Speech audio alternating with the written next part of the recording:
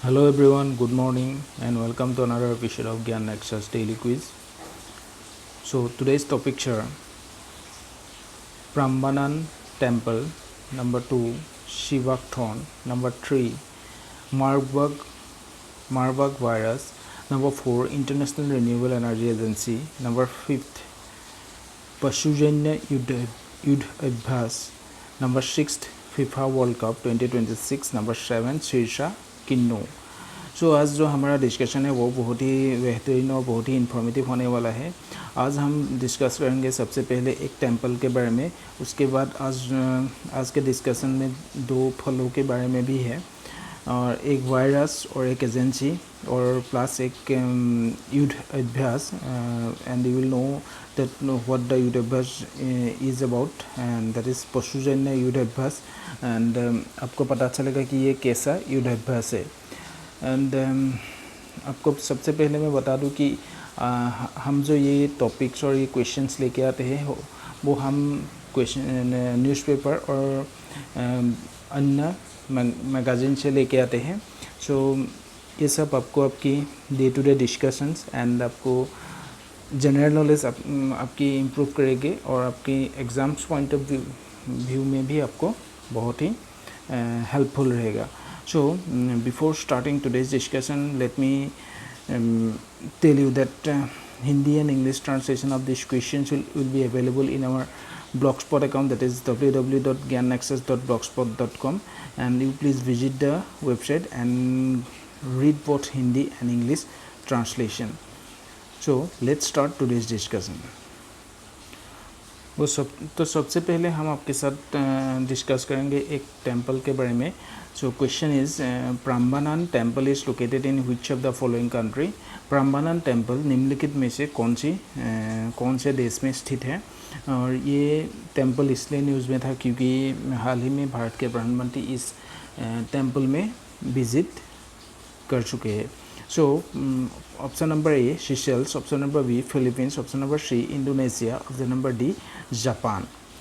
The correct answer is, you can see first of all you can see the exact location of Prambanan temple. So this is our motherland India, and if we go towards the southeast side from our India, you can see a country that is Indonesia. So the temple is located in Indonesia.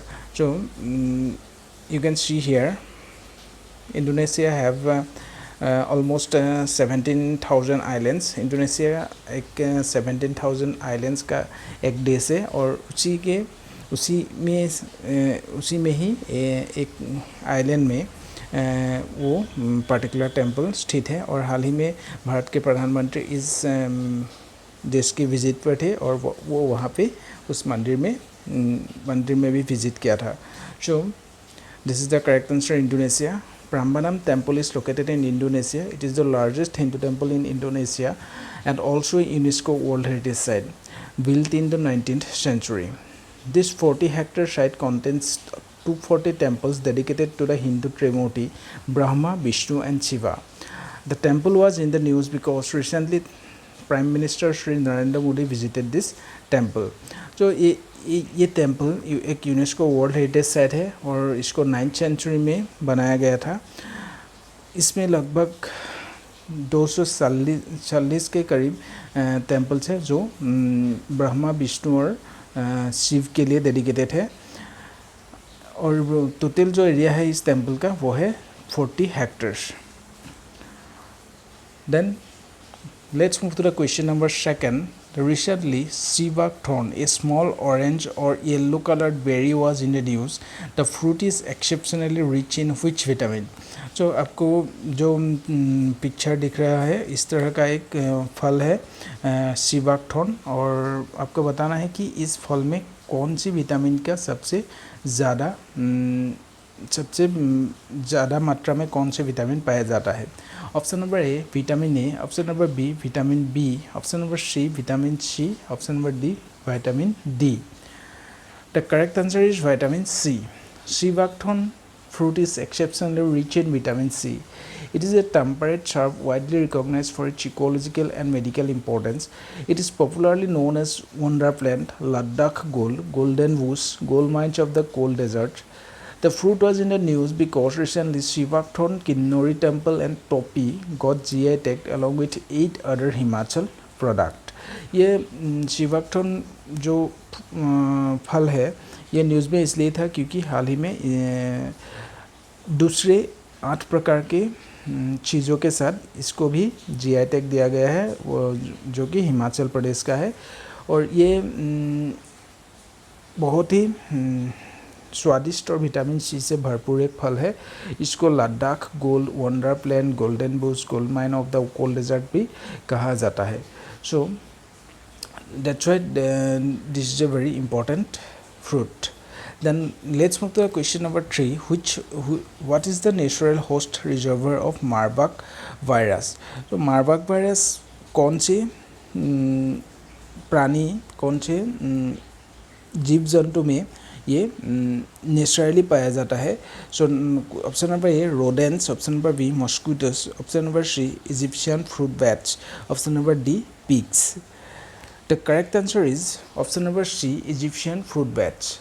Natural host reservoir of Marburg virus is Egyptian fruit bats. It caused Marburg virus disease. So, इस virus से Marburg virus disease फैलता है। The Marburg virus belongs to the Filovirdae family or filovirus, the same virus family that includes the Ebola virus. It is a rare zoonotic disease that affects both humans and non-human primates. ये इंसान और इंसानों के अलावा अन्य जीव जंतु जैसे कि चिंपांजी गोरिल्ला और मंकी में भी ये फैलता है। The disease is named after the German city of Marburg. So Germany में एक सिटी है जिसका नाम मार्बर्ग है, उसी के नाम से इस वायरस को भी जाना जाता है। Where the first known outbreak occurred in 1967 among scientist handling African monkeys. और इस मार्बर्ग सिटी में ही 1967 में सबसे पहले इस वायरस को इस डिजीज़ का सबसे पहला आउटब्रेक हुआ था जब कुछ साइंटिस्ट अफ्रीकन मंकीज़ के साथ कुछ एक्सपेरिमेंट वगैरह कर रहे थे। The disease is most commonly found in सब सहारन अफ्रीका। और ये डिजीज़ अफ्रीका के सब सहारन रीजन में मोस्ट कॉमनली होता है। So let's move to the question number 4. Where is the headquarter of International Renewable Energy Agency? So Renewable Energy Agency का headquarter कहाँ पे है? Option number A Dubai, option number B Abu Dhabi, option number C Geneva, option number D Nairobi. तो correct answer is Abu Dhabi. The headquarter of International Renewable Energy Agency is in Abu Dhabi, UAE, established in 26th January 2009 and became operational in 8 July 2010. It was created to strengthen international cooperation in the field of renewable energy. It is the first major international organization to be headquartered in the Middle East. Its members include more than 170 countries and the European Union. India is a founding member of IRENA, that is International Renewable Energy Agency. So इसका headquarter Abu Dhabi UAE में है और ये पहली international organisation है जिसका headquarter middle east में है। इसको एस्टैब्लिश किया गया था 2009 में और फुल्ली ऑपरेशनल हुआ था 2010 से। और ये रिन्यूएबल एनर्जी के सेक्टर में काम करते हैं। रिन्यूएबल एनर्जी जैसे विंड एनर्जी हो गया, सोलर एनर्जी हो गया, geothermal energy, nuclear energy etcetera, ये इस सबको रिन्यूएबल एनर्जी कहते हैं। और देश को जैसे कोई टेक्निकल सपोर्ट देना है और अन्य कोई सपोर्ट भी इस ऑर्गेनाइजेशन के द्वारा देशों को दिया जाता है और हमारा भारत इसका एक फाउंडिंग मेंबर है। Let's move to the question number 5, that is what is Pashujanya Yudh Abhyas. Pashujanya Yudh Abhyas क्या है?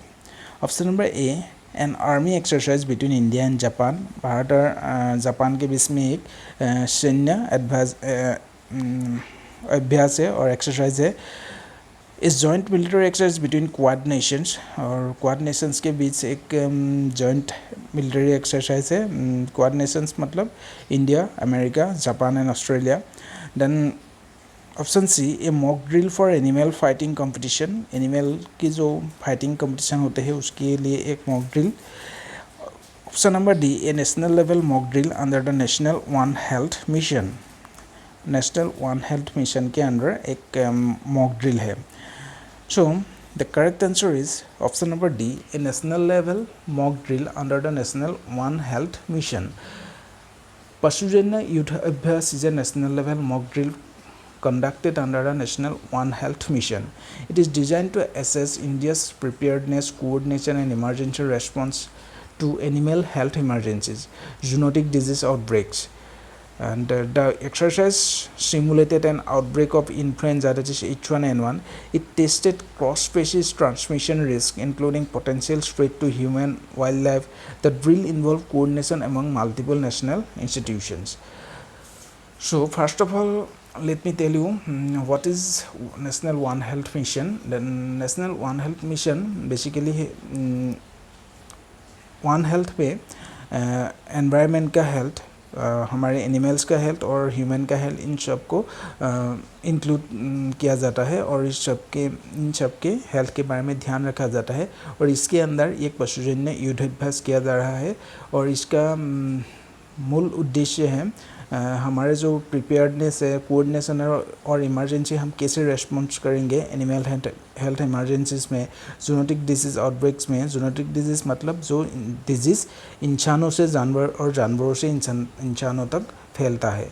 सो इस एक्सरसाइज के द्वारा इन सब चीज़ों के बारे में ध्यान रखा जाएगा और इस एक्सरसाइज में एक H1N1 वायरस इन्फ्लुएंजा जो है उसको उस आउटब्रेक को हम कैसे मैनेज करेंगे इसके बारे में एक्सरसाइज किया जाएगा और इसका ट्रांसमिशन कैसे ह्यूमन, वाइल्ड लाइफ एक्सेट्रा में होते हैं उसके बारे में भी इस अभ्यास में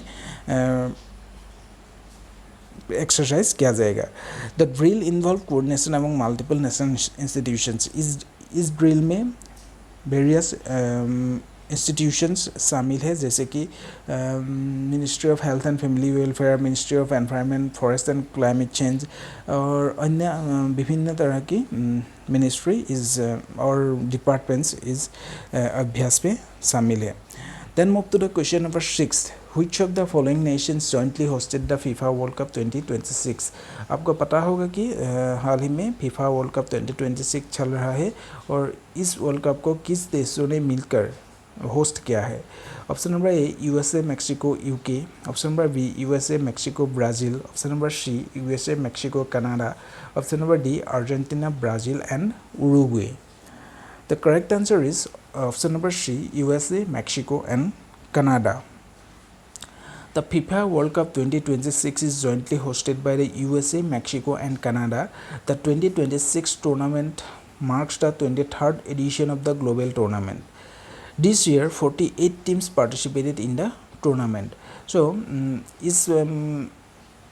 इस बार के जो फीफा वर्ल्ड कप है 2026 का, इसको USA, मैक्सिको और कनाडा के द्वारा जॉइंटली मिलके होस्ट किया गया है और मैक्सिको और कनाडा इस बार दिस टाइम पहली बार कोई वर्ल्ड कप का फीफा वर्ल्ड कप का मैच होस्ट कर रहा है, जबकि USA 1994 में इसको एक बार फीफा वर्ल्ड कप होस्ट कर चुका है और इस बार इस फीफा वर्ल्ड कप का 23rd एडिशन है। और इस बार और एक ख़ास बात है कि इस बार 48 टीम्स इस टूर्नामेंट पे हिस्सा ले रहे हैं, जबकि पिछले टूर्नामेंट्स में 32 टीम्स होते थे। So let's move to question number 7. That is about a fruit, that is Shirsha Kinno. A citrus fruit recently received its geographical indication tag. It belongs to which of the following state? So Shirsha kinnow एक आप तस्वीर में देख सकते हैं कि ये एक संतरे की तरह का फ्रूट्स है। सो ये फ्रूट्स कहाँ का है? Rajasthan, option number A. Option number B Haryana, option number C Punjab, option number D Uttar Pradesh. The correct answer is Haryana.